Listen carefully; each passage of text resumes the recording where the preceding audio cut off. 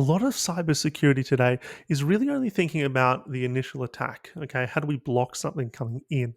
But I think proactive security looks at assuming a breach and then mitigating the attack surface for that.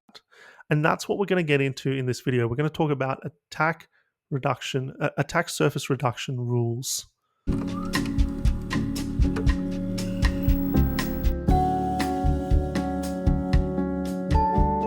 Defensive insights within a compressed format.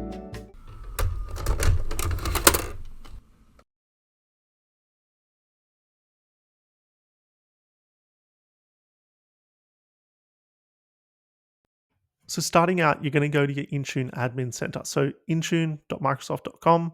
I'm going to assume that you have devices already enrolled and set up, as well as your endpoint security rolled out.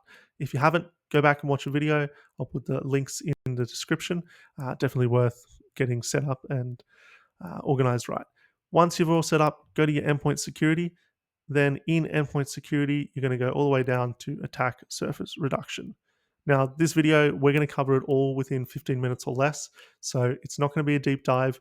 And I'll put some links in the description about some MS docs that are going to sort of get into the nitty gritty. For instance, there's this one here that's going to tell us all about the individual controls and what they affect and what differences it's going to make if you select not configured, block, audit, disabled, the like. So back into Intune, we're in attack surface reduction. Click create policy, select your platform, Windows, and select attack surface reduction rules, and then create. Give it a name, something better than mine. And then in the configuration settings, you get the individual rules, which again, I'm not going to go into in detail, but they're all thinking about, okay, assuming a breach, what do we want to reduce with our attack surface? So some of them might be blocking execution of potentially obfuscated scripts.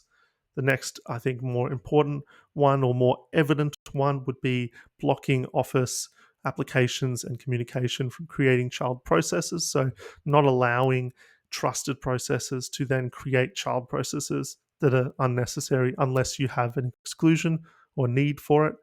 And then, blocking untrusted, unsigned processes from running on a USB. So you go through each one of these. You can set them to block, audit, warn, or off. And if you set it to block, you can actually add exclusions. So if there were an exclusion that needed to be added for your environment, you could put it there. Once you've done and you've set all of these ones up, you just click next. You apply your scope tags, assignments, review and create, and hey presto, you have ASR set out in your environment and you are already a little bit more mature than yesterday. So we've covered this in under 5 minutes. How crazy is that?